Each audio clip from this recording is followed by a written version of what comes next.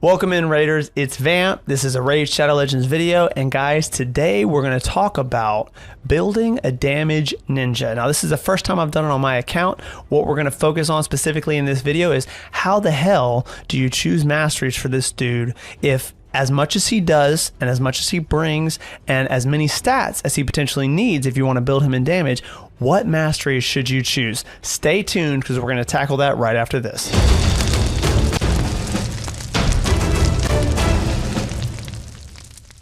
Welcome to the channel, guys. We're here, low spend Vamp, level 100, but not necessarily in game yet, trying for the first time to build my ninja for damage. Now, this was tough because I tend to use the optimizer, and the way the optimizer works is if you have a lot of champions locked like I did, when you go to build somebody, you just have no access to most of your gear. So what I have been doing is thinking about, okay, how do I want to reprioritize and probably methodically go through and rebuild numerous champions on the account, because I've kind of hit that threshold where like a bunch of them haven't been touched in a while, and Ninja's one of those. So what I thought was, okay, I need to focus PvP for a few reasons. One of them being live arena. And those crests, I want to get into gold so I can really start to up the area bonuses in my Great Hall, which will help me with things like Hydra, Curse City. I think Doom Tower, very useful stats. You can boost Ignore Defense, which is a super cool one that doesn't exist in the standard Great Hall.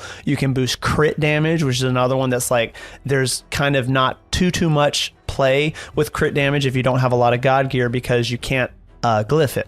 So it's different than like attack. You can glyph the hell out of that. You can glyph speed. You can glyph all types of things. You can't glyph crit rate or crit damage. So it's, you can't get crit rate in the area bonuses, but you can get crit damage. You can get resistance, accuracy, HP, attack, defense. It's just amazing. And it really like elevates your champions specifically in the areas you need the most, because you can select where you want to focus first, and it just adds it to your builds when that champion is in that area. It's awesome.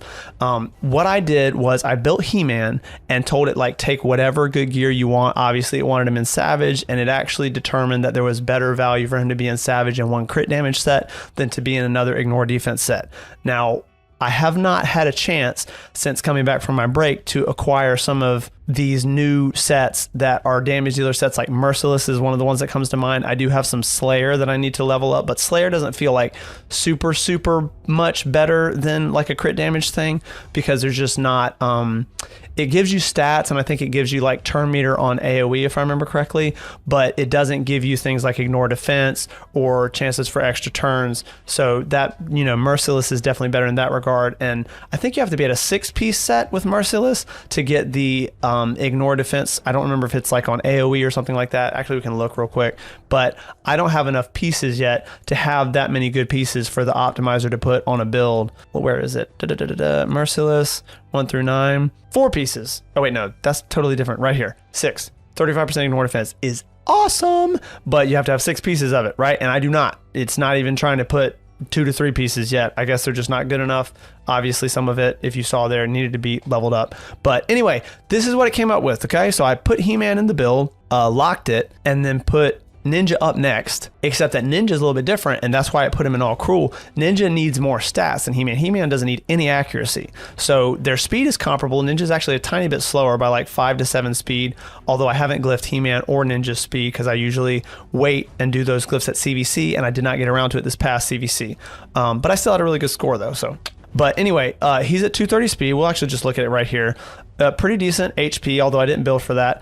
Almost 6100 attack. 1600 defense is pretty low, but I just like don't have the ability really to focus that and to focus the damage. And then the other thing Ninja needs is accuracy. Now, I will tell you, I need to redo his masteries, which we're doing in this video. So he's going to be over 100. This is not including, because he currently does not have the 5% crit rate mastery, and he currently does not have the 10% crit damage mastery. So he'll be at 102 crit rate and 248 crit damage, and then 328 accuracy. Now 328 with me actually having some area bonus accuracy in Hydra is pretty good. Also, his banner has not been ascended, so there's a chance for that to ascend to accuracy. This is actually accuracy because I'm kind of running low on the Chaos Dust, where you rework ascensions on artifacts. And so I was like, that does help him. So I think I'll leave that for now. And then if I end up with a little bit, more margin of chaos dust, then I'll potentially try to get that to attack. I think would be the best one for him still, built-in damage. But for now, when I grind a little more Sand Devil and max ascend that, can we see what it's going to go to? 29. So 29 more. So he's going to be like well over 350 plus the area bonus, which in Hydra for me is freaking pop-ups 6. So that's as high as 6 out of 10 is as high as you can get before you get into gold in Live Arena, because you can't, like, if you upgrade it, you have to have gold crests. So that's an additional 48. So my boy is actually over 400. Now that I think about it, the concept of the video will still work, so we're gonna roll with it, but I might lower it, because like he doesn't need 400 is like the top of what he needs if the Head of Suffering is in. And we might be able to squeeze some more damage out of him. But anyway, very happy with the build right now as it sits. And I'm not going to be in gold in Live Arena for some time, probably, even though I'm grinding it hard. So I think that it's okay to leave him like this for now. But anyway, let's go back to his build real quick. I went over the stats for you, but he's in 3 cruel sets, because they do actually, a 2-piece set gives him 5% defense ignore. So the optimizer was like, hey, look, that's a little bit of defense ignore totaling to 15, in 3 cruel sets. That's something. And that's the best we can do to get him in the accuracy that he needs, and maybe the speed as well. But I think it's mostly the accuracy, because he's obviously in an accuracy banner, which a lot of attack champions, He-Man included, are not in. They're going to be in like a damage stat banner. But at least this one did get a good amount of speed. It basically, a single on a mythical, like initial roll, is basically a triple on a non-mythical piece. So that's a good amount of speed. And the cool part is we got 2 other rolls as well. This one's really spicy, the 19% attack. The flat HP is okay for him, for a little bit of survivability, but definitely getting 3 rolls on these 2, very nice. But anyway, so let's look at his masteries. This is the masteries that he had for, I think I redid these masteries really solely for Sand Devil. So this is what he had to do that. And I needed him an Eagle Eye, because I think at the time, either I didn't want to invest or didn't know you could invest in the area bonus for accuracy for Sand Devil, or I think it might not have been in the area bonuses when they first released. And the area bonuses did release before I took my break, but who knows what they did with it since I took my break. So we're gonna just reset these. I have reset them before, so it's gonna cost 150. You do get 1 free reset, if you guys didn't know that, on your masteries. And we're definitely gonna take crit rate, crit damage, because we're building it for damage now. And here's where we go into deciding which tree makes the most sense for him, okay, of the other trees. So we're already in offense tree. Let me look at, I really like Life Drinker, because like we said, we're building it for damage and trying to hit that accuracy and speed threshold, so he doesn't have hardly any defense. This doesn't make sense for him, because while he's capable of killing waves, or even some people, kind of using him in arena, you're building him for damage as a boss killer, probably like a brutal Nightmare Hydra thing. So this does not make sense to take on him.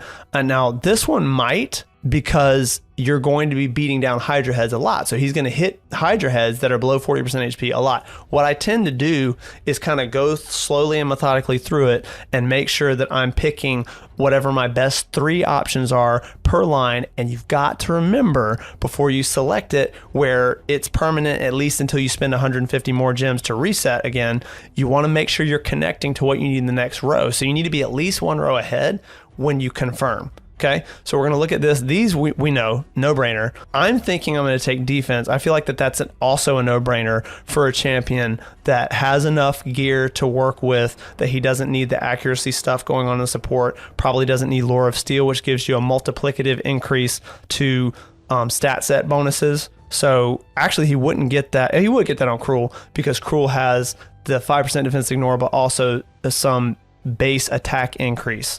So this would be increasing his attack, but for me, I really like taking the defense tree because of how much utility it gives him, and I'll go over that. And also, this one right here is sick. Has a 50% chance to counterattack when this champion loses just a quarter, okay? 25% of their max HP or more from a single enemy skill. Going against hard-hitting bosses with no defense, as we showed when we looked at the total stats, is definitely going to happen. I love this.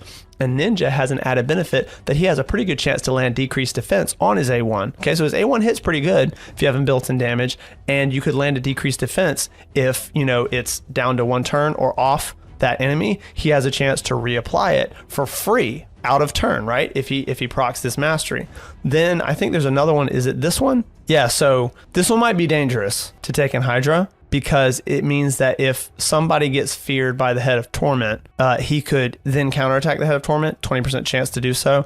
And then if he's not under Veil, would get feared. But he does have Veil in his kit. Where is it? Attacks 3 times at random, 100% chance of burn, places Perfect Veil for 2 turns. So I don't know. That might be worth taking with him because of the amount of time that he's going to put Perfect Veil on himself is pretty good uptime. But I'll think about that one. But that is a mastery I like to take, especially in PvP, because if you have, look, any shenanigans going on, you don't want your team stunned or slept or feared or true feared or frozen or petrified or sheeped. And so if any of those happen, then your nuker has a chance to just hit the enemy that did it. Ninja's probably not going to be in PvP for me, but I'm just highlighting this mastery as like one where if I take it, especially on like 2-hit A1 nukers for PvP, this is nice because sometimes if it's somebody squishy like an Armands or something like, or even a nuker that does some of these debuff shenanigans, they'll just outright kill him. So it's like let's say that Armands or Sun Wukong sheep my Duchess in a battle or my Arbiter or whatever. Then if I have Leorius in, because I know he has it, I think I have some other nukers in it too, he has a 20% chance to just go attack the Sun Wukong or the Armands, and it's a pretty good chance if they're not under Stone Skin or under a lot of protective buffs that he just outright kills them. So it definitely then throws the other team for a loop and disrupts what they have going on because they have to now revive that champion, assuming they have a revive, and then deal with the fact that they're going to be at lower HP and their turn meter is going to be down. It's just a good look, a really nice mastery. This one I think... this is also good for PvP. I'm not too worried about picking a mastery at a pretty valuable slot in the mastery tree that is not going to proc except for like, what, 15% of the time? Because bosses have like a 15% chance to crit.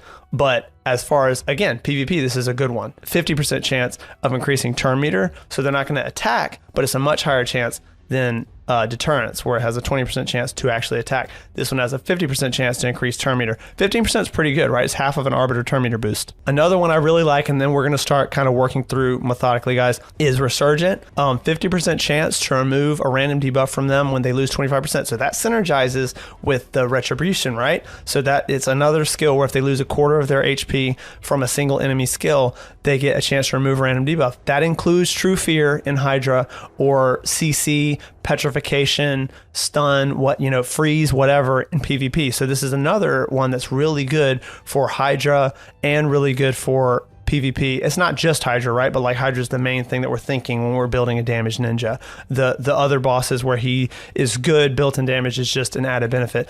This might be my favorite one on the tree. It's especially good on support, but this is a really good one in Hydra because of the fact that in none of my teams do I have 100% uptime on Perfect Veil. So any team that doesn't have Inquisitor Shamael has a chance to get people true feared based on, maybe the Perfect Veil champion I have in got eaten. He's currently being digested by a Hydra head and we're trying to break him out. Or even if it's just, nobody does it on, 2 turns or 3 turns of Perfect Veil on the same cooldown where they could just keep reapplying it. And then you also have, unfortunately, because it's a real pain in the ass, the Head of Mischief in Hydra always finds a way to 3% your Mischief tank, no matter how much resist they have. And then he could end up stealing, the buff if it ends up being Ninja or you don't have a Mischief tank. He could end up taking the Perfect Veil off. Although actually, now that I say that, hold on.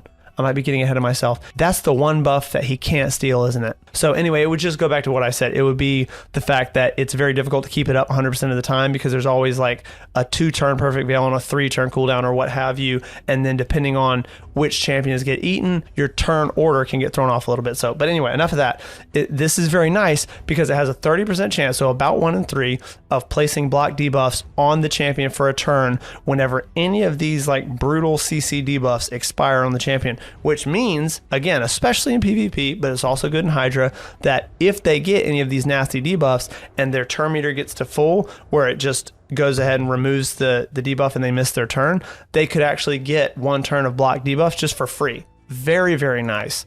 But anyway, guys, enough of that. Trying to get, hit you guys with my thoughts and my favorites on the defense tree. Big fan of the defense tree, especially on damage dealers. So let's look and say, okay, we got one right here that was a guarantee because, I can't think of any reason you don't take that on a champion you're building for damage. Then we have the choice to take Heart of Glory, which is going to give him a 5% increase, which is not much, but it's going to stack with a bunch of other, single digit percentage increases, and this is when he's attacking with full HP. If he has 99% HP, this will not proc. So that one is not my favorite to take, but it might be the best option, right? So even if you're like, well, that's not a perfect thing because he's not always going to be at full HP, that's valid, but it still may be the best one to take on this row. I don't think we give a shit about shield buffs because none of the buffs in Hydra count as shields.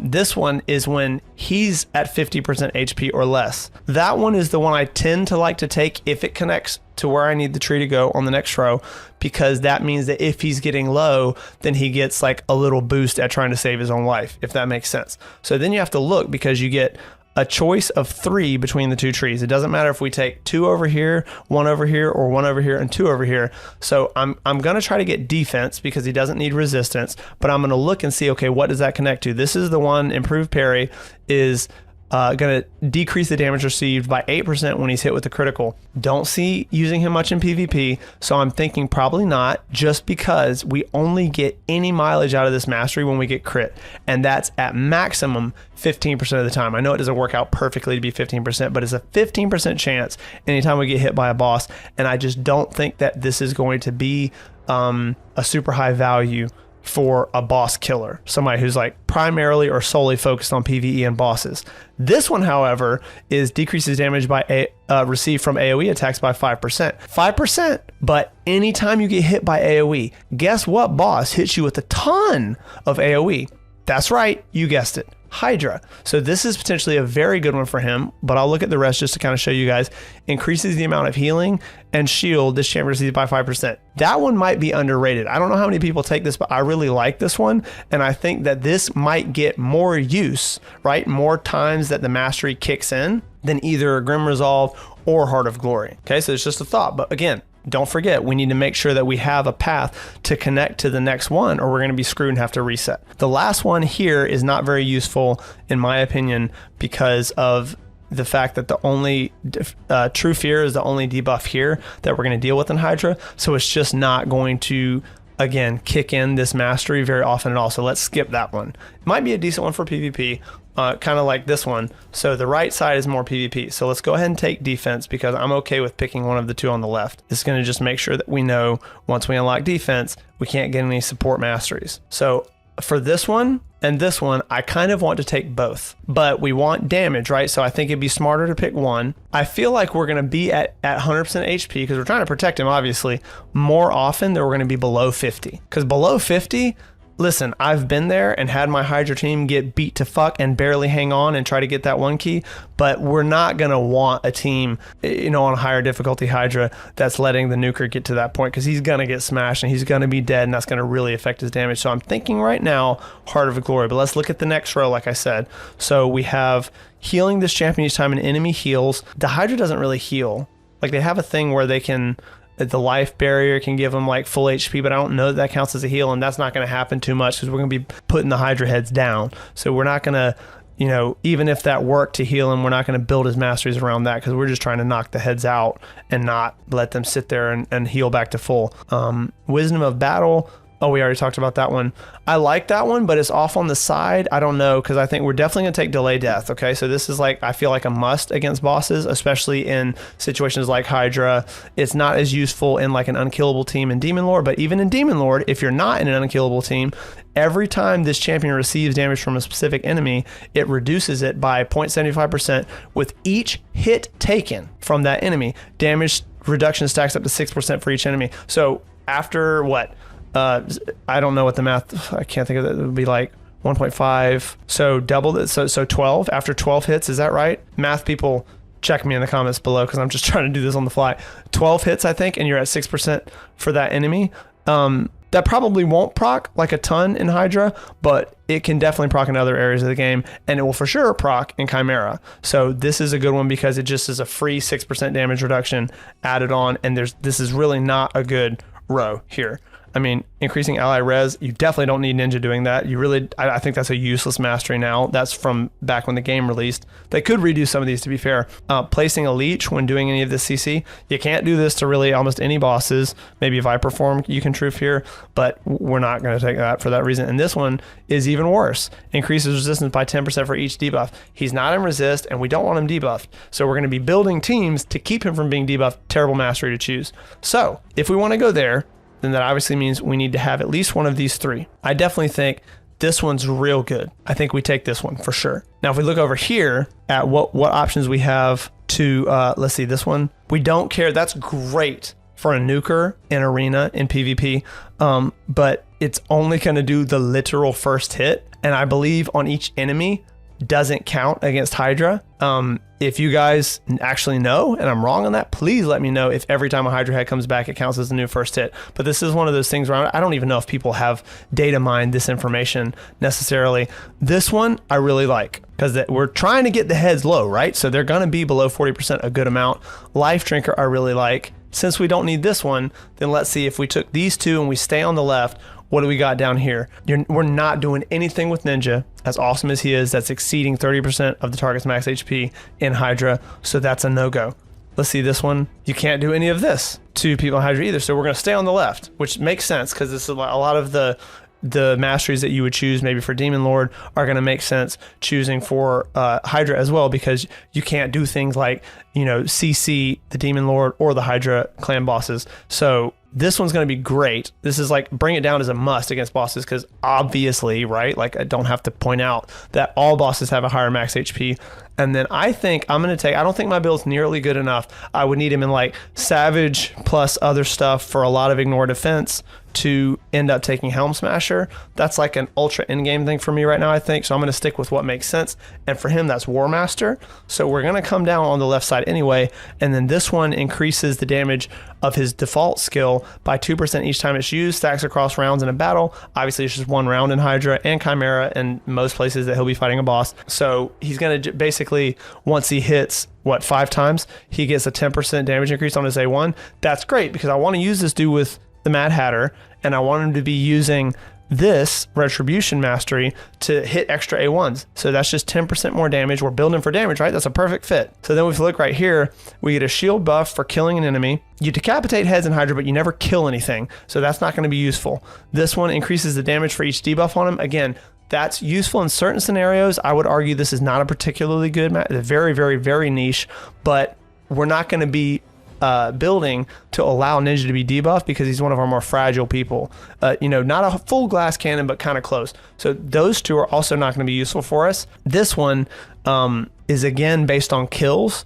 So it stacks up really nice to 12%, but we're not killing the bosses in Chimera or Hydra, so that's not going to be useful either. So really, we can take 2 over here, which is what I wanted to do, and it's probably going to be these 2 because of the fact that I think I'm okay taking this, and I can always change it later if it becomes a problem. I think I'm okay taking this with him giving himself Perfect Veil, and then obviously we can't count on it every time, but we also have this 50% chance where if he got hit hard, he could end up, if he was True Feared and he gets smacked, he could end up removing the True Fear off of himself based on having Resurgent. So I think I'm going to take that. There's just nothing for us to take here really, and I don't plan to use him anywhere. I don't think. I don't know. Like this one could be useful if he's in other stuff like a hard mode dungeon maybe. That's the only one though. It's these 2, definitely this one, maybe that one, or 2 over here. Selfless Defender is like a support one. So the first enemy hit on an ally, the person will take damage. We don't want Ninja doing that because he's not in any position to be taking extra damage. So with that being said, we should be fine staying on the left side, which means picking these 2. Just got to make sure that Life Drinker makes the most sense over this. Yep, not killing an enemy target, not doing the Shadow Heal. Okay, so we're basically like working down the offense tree saying we can take this one, we can take this one.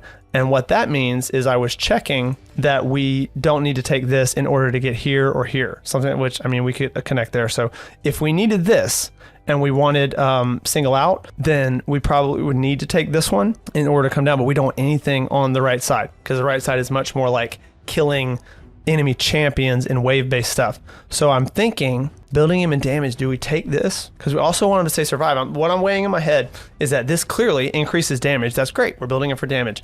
But these keep him alive. And obviously, he does more damage alive than dead. So there's some value there.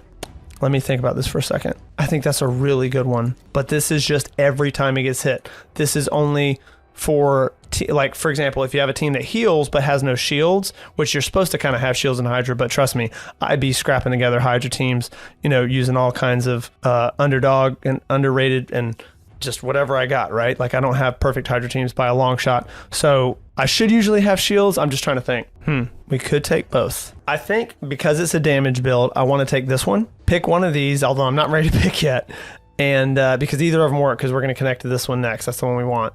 I'm going to take that. And if he's getting beat down a lot, and I go to the optimizer and I look and I can't get a better build, then I may take both of these, but I think he'll be okay with one. I'm trying to think though, like, it's got to be this one, right? Like, that's just better because it's prohibiting him from taking the damage on the front side, versus this will only heal him if he's low. And the shields, you're trying to get the shields good without, I think I'm talking myself into blast proof, which I kind of feel like that was the best one. I like to really think about it.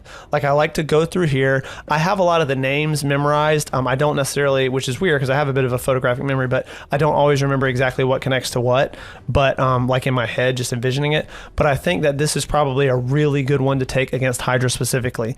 We don't really, no, that's not true, because Chimera does a lot of AoE too. So I was thinking multiple heads, but it doesn't matter if it's a single boss and they do AoE, this is still going to kick in. So this just makes it where it's kind of a scenario of like, this only kicks in if he's getting healed. Obviously we want to have some heals, but it'd be better if we set up a team where he doesn't need to be healed much. So if we're setting up a team that way, that's going to kind of nullify this at least some of the time. This will always kick in when he gets attacked by AoE, and a lot of the bosses do AoE, so that's probably, like, for sure the best choice. We don't want this, and we already picked two there, so we got one, so we know we're going here, okay?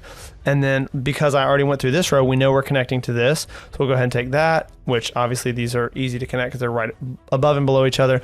And then here's where it gets a little bit interesting. He does do freeze. Now, he can't freeze the Hydra, can't freeze the Chimera, but that could be useful in areas like Centranos or somewhere that he does do the freeze and can throw out some leech, because this one, we don't want him to have dead allies. He may, but I don't know that we want to pick a mastery based on that. So it's either take this for the times that he's in wave-based stuff. He's just never, like, you really want him to decrease the cooldown of a random skill. Hopefully that skill being Hailburn, because that's his moneymaker, whenever he does damage to a boss. We don't care about Hailburn on waves. So I just don't think this one makes sense on him. Let me know in the comments below if you disagree. I don't think we take that. So I think the only one that really makes sense for him is this. We for sure take this, because he's always attacking people. He'll always have that going for him. And then we know we're taking this, and we know we're taking this. Okay, War Master. Now, in case you guys didn't know, we're doing a mastery video, so we may as well talk about it.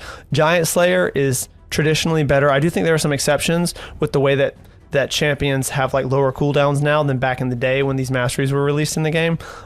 This is typically for champions that have a 3-hit A1. I will say, like, the better way maybe to put that with all the weird kind of cycling and extra turns that champions get now is if they're hitting primarily with a 3+ hit skill, not 2, but 3 or higher, and that's what they're going to be doing most of the time they're hitting a boss. So it doesn't necessarily need to be the A1, but back in the day, people have longer cooldowns on their big abilities.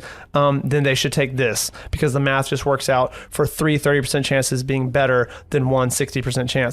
But it's actually 7.5% of the target's max HP, or 3% if the target is a boss. Obviously, you're usually taking this for bosses. You'd probably take Helm Smasher for a chance to ignore defense if you're going against waves or in PvP. But then this one is a 60% chance for 4% of a boss's max HP. So this is a higher chance for a slightly higher percentage of the boss's max HP when it procs. So for people that aren't hitting multiple times and getting that math to kick in, this is much, much, much better to take. So we know we're going to take Retribution, so we'll go ahead and grab that. And we end up now with, see, I don't have his full mastery, so I would have to go back to Mino. I usually don't take another one here, but I'll decide for the sake of the video which one I would take, and then maybe I'll get his scrolls later, but I'll let you guys know in case you did have full masteries. I have a guy in the clan, you know who you are, who likes to like fully complete everything. So I have people with not all their books because I don't care about the books on the A1 or the books on this skill or that skill, and I have a lot of people that don't have actual full masteries, but they all pretty much go down to tier 6 at least. So that's why I grabbed tier 6, so that I can see, you know, once I run out of the red scrolls, it's one of the, what, the fifth, 1, 2, 3, 4, 5, the fifth tier.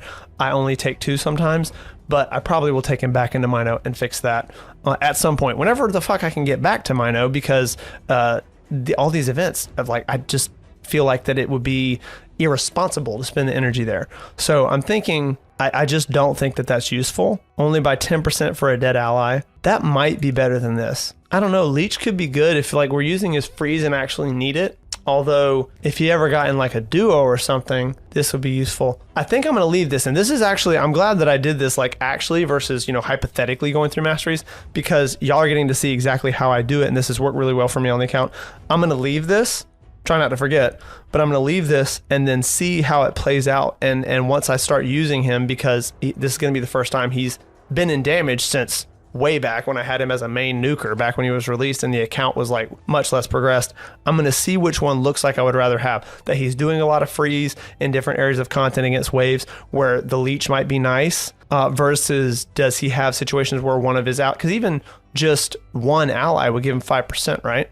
And he can only get 10%. So if all his allies are dead but him, he's about to be toast, first of all, but he's only going to get 10% that way. So I just don't feel like that one's that good. I feel like that one's one you pick when it works for the scenario, maybe like a solo champion, and there's just not a better one to pick. Because a lot of times solo champions aren't doing big damage like this, so they're never going to proc this. He could proc it. I just don't know that it's that useful for him to get the cooldown of a skill reduced against waves. And also, like, if you're in real hard content, he's probably, even in my damage ninja, he's probably not hitting with 3 sets of cruel for 30% of a target's max HP. So I'm going to leave it, like I said, and let's go ahead and theorize what we would take if we had all the red scrolls in this tier. Okay, so this is good all around. 3% in other locations for enemies killed by this champion stacks up to 12 across each round in a battle. So wait, that means it resets every round? That makes me not like this very much. That's what that means, doesn't it? Doesn't count bosses, minions. I kind of like that one for stuff where you have to get through waves where he may go into wave-based stuff. I kind of like that, I'm not gonna lie. I really like this one though. That one's just so good. I would take that. So if I get my other 199 red scrolls, I would take that. And there you go. That's me putting masteries real time. Didn't think through this ahead of time. Literally was like, I need him in the damage masteries because I put him in the damage build and ran him in Chimera and forgot that he had overkill on accuracy, probably didn't have 100% crit rate, definitely didn't have War Master, and he did pretty good. So now he's gonna do a lot better. And I also threw some ascensions and some glyphs on him. So I'm excited. I know this is not the most cracked out ninja, but I'm going to take it one step at a time, build what my account can build, improve on it, get better gear. I'm definitely going to go back to the optimizer and look and see if I drop his. I'm going to do the calculations on the area bonus plus ascensions possibly, and see if I maybe need to drop his like the base, it's not base actually, but the accuracy that was in the artifacts, right, in the substats. I was planning to glyph that, but my dude is already over 400, you know, once I ascend that chest plate. So with the fact that that chest plate rolled that, and I'm a little bit low on chaos dust, so I don't really want to redo it and maybe go 3, 4, who knows how many times on a stat he can't use, like flat defense or whatever. I like accuracy for now on ninja, so I think I might count on that one being ascended to max. And then if I do that, I might be able to go back in and get him in something a little bit better than cruel. We'll see. But for now, guys, hope you enjoyed that. I'll definitely probably make videos about masteries in the future, but this is how I mastered him. I know we said we're going to wait, and I'm going to choose what makes the most sense based on my use cases for him as I use him in a damage build for the first time in forever, and then not having my scrolls just pretend like we took deterrence. But anyway, guys, thank you so much. If you watched this long, you're a G. I appreciate it. I hope I provided value to you. If you enjoyed it, definitely hit the like button for me, and don't forget to subscribe so you can see more videos like this. Let me know what you'd like to see in the comments below. Tell me about your account, whatever you want to do. Drop a comment, drop an emoji, say hi. I check all the comments, guys. Thank you for watching the video. Again, get out there, get your masteries done. If you have a damaged ninja, good on you. You can take this journey with me. I'm very excited to see what he's going to do in a build where he has enough accuracy to do what he does best, but also some raw damage, because for a long time I had him built to just take advantage of the Hailburn, and that shit was god tier. Now he's going to do raw damage as well. I'm expecting big things from my Hydra teams going forward. Anyway, catch you on the next video. Happy raiding.